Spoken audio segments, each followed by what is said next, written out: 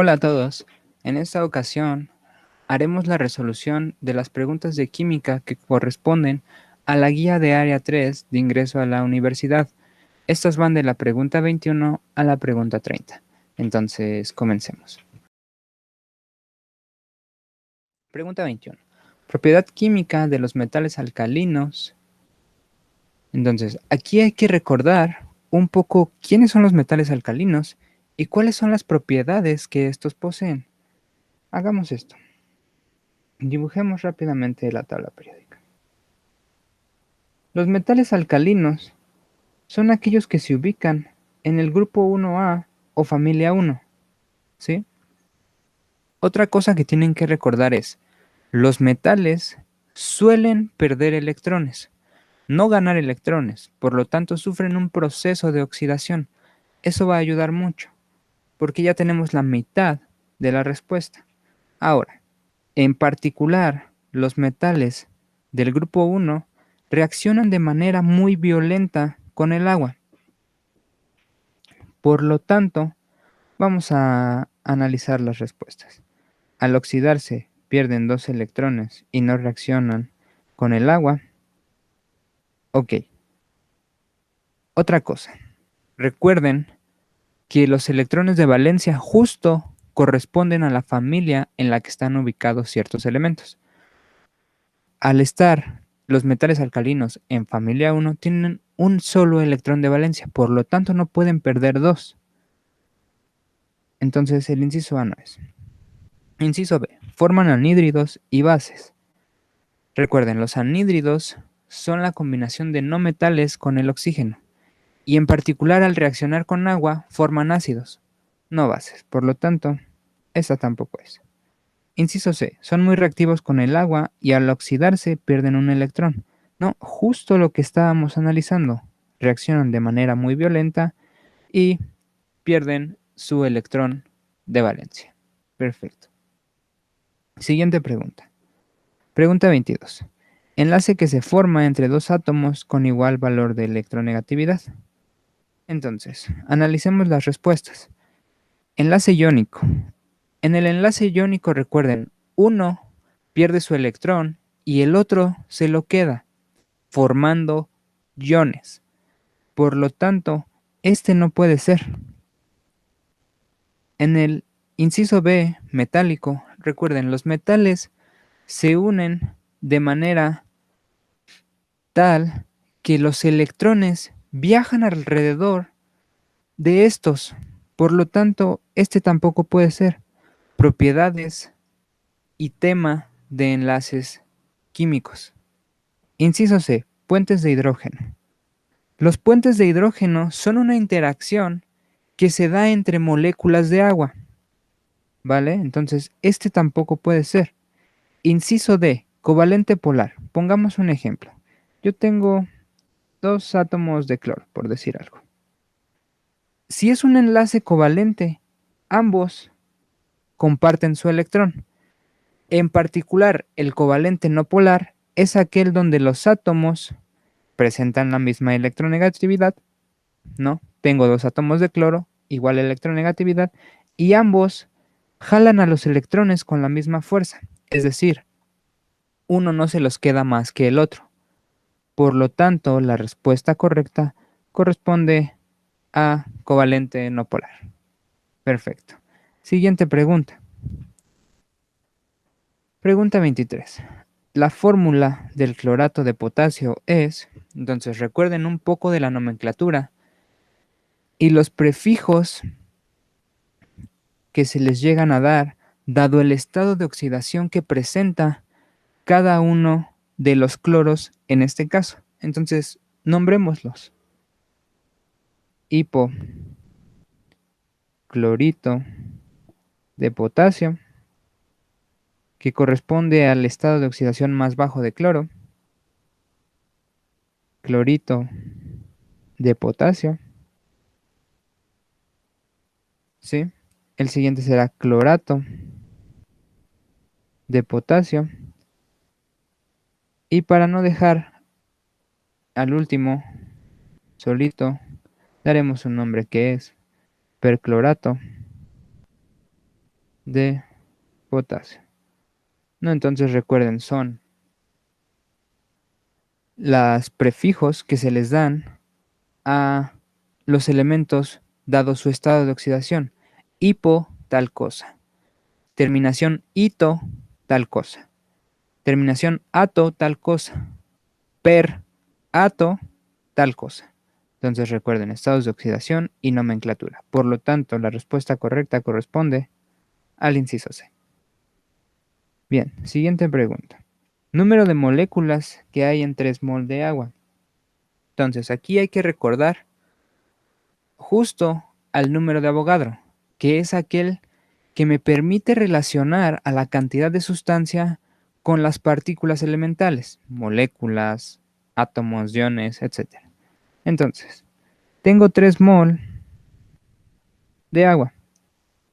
Y justo mi relación es, por cada mol de agua, yo tengo 6.022 por 10 a la 23 moléculas de agua. Entonces lo único que resta es hacer la operación 3 multiplicado por el número de Avogadro, 6.022 por 10 a la 23. No, mi recomendación, solo jueguen con los números y la potencia déjenla al final. Entonces 3 por 6.022, esto es 18.066 por 10 a la 23 moléculas. Por lo tanto, la respuesta correcta corresponde al inciso C. ¿Sí? Entonces, continuemos.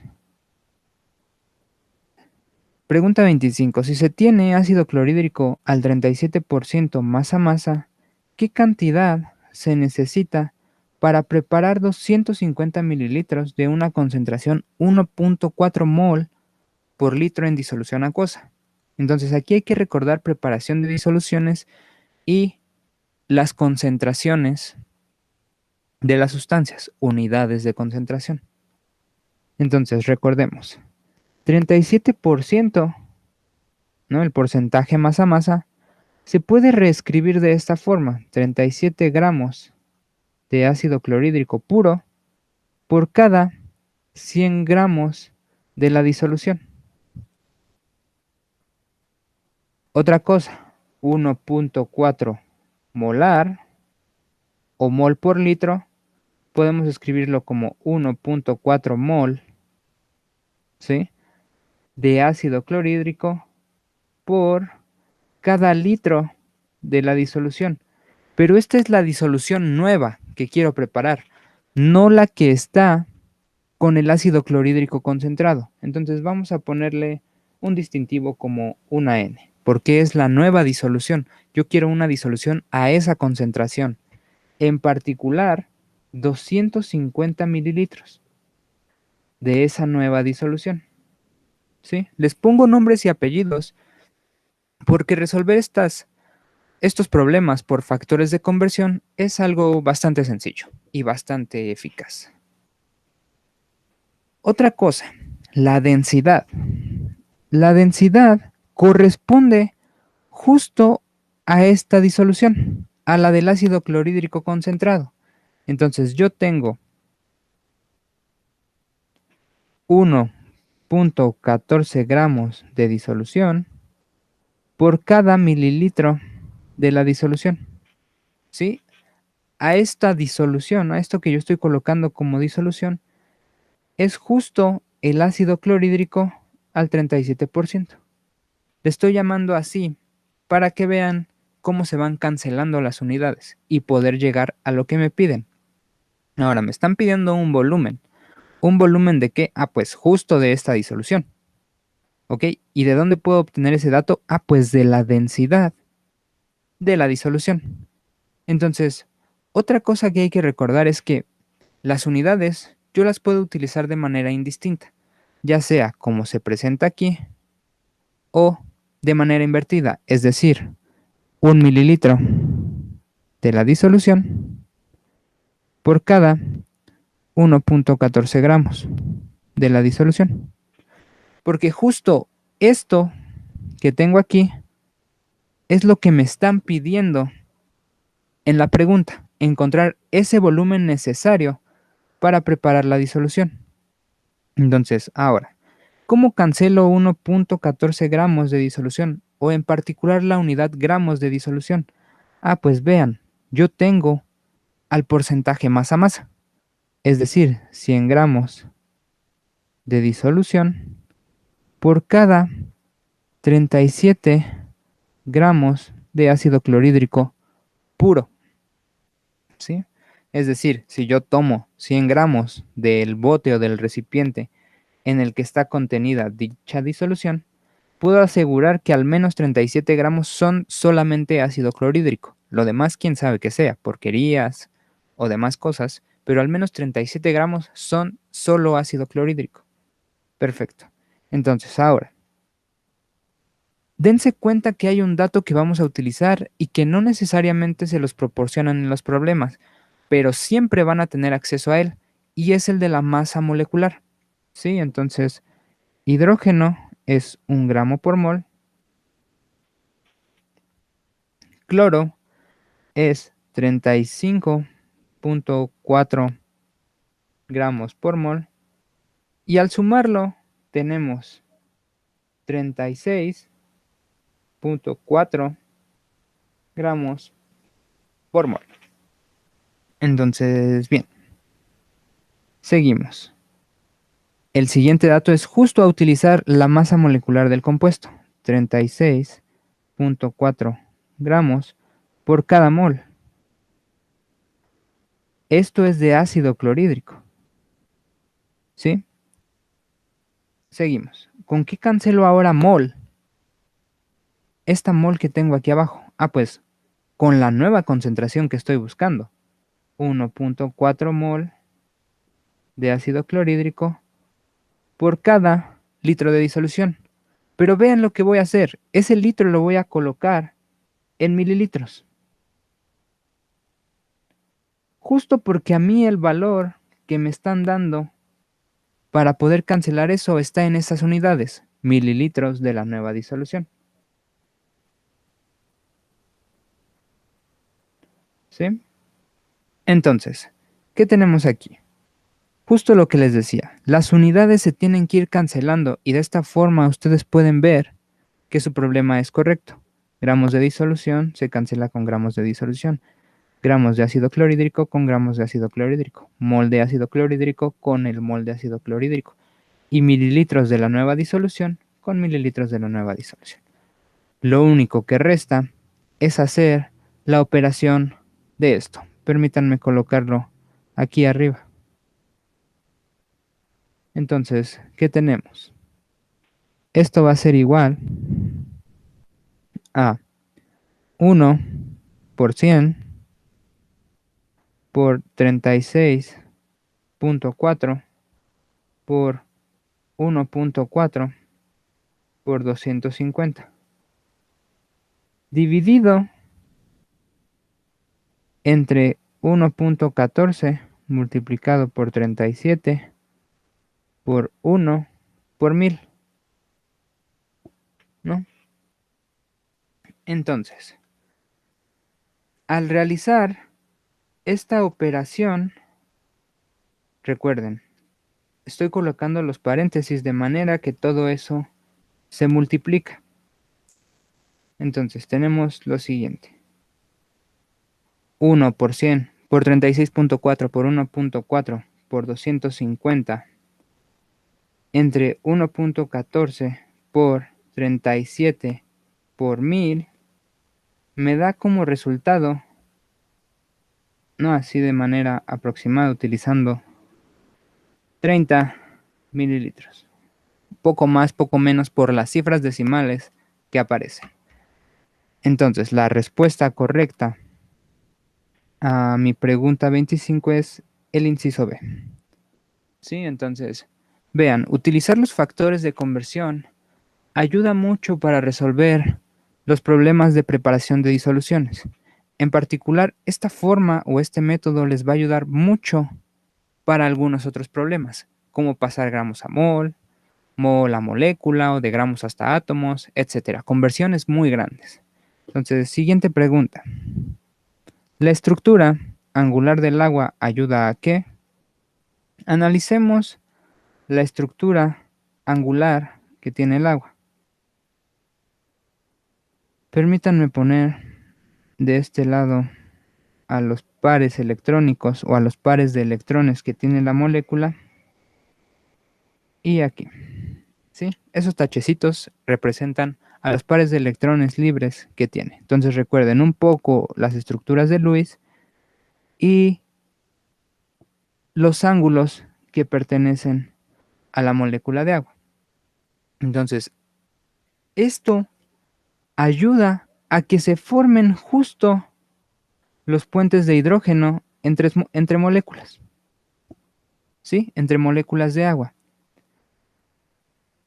Entonces, analicemos. ¿Sea menos densa en estado líquido que en estado sólido? No necesariamente. ¿Su capacidad calorífica sea baja? Pues no, porque de hecho la capacidad del agua es bastante alta o es alta. ¿Que sea un buen disolvente de compuestos no polares? Recuerden, el agua es polar y normalmente decimos lo polar disuelve a lo polar. Entonces, no. Inciso D, justo lo que acabamos de decir. Esto ayuda a que los puentes de hidrógeno se formen. Por lo tanto, la respuesta correcta corresponde al inciso D. Bien, temas de agua. Pregunta 27.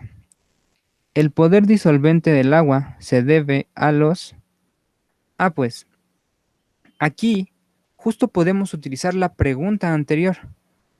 La formación de puentes de hidrógeno y la polaridad de la molécula. Si ustedes recuerdan, al ser una molécula polar, existe lo que conocemos como una carga parcial negativa para oxígeno y positiva para hidrógeno. ¿Por qué? Pues porque el oxígeno jala un poco más hacia él a los electrones del enlace. Es un poco más electronegativo. Al ser una molécula polar, los jala un poco más, dejando deficientes a los hidrógenos. Por eso tienen una especie de carga parcial positiva, mientras que oxígeno, como jala más los electrones, es negativa. Y además, dado esto, también es la formación de los puentes de hidrógeno. Por lo tanto, mi respuesta correcta corresponde al inciso C, puentes de hidrógeno y su polaridad. Nuevamente el tema del agua. Pregunta 28. En la siguiente reacción, X, ¿a qué corresponde? X más oxígeno forma un óxido ácido. Entonces recuerden, los metales más oxígeno forman óxidos u óxidos básicos. Los no metales forman los anhídridos u óxidos ácidos. Hay que analizar a qué elementos tenemos. Sodio. Sodio es un metal. Nitrógeno. Nitrógeno corresponde justo a la respuesta correcta porque nitrógeno es un no metal.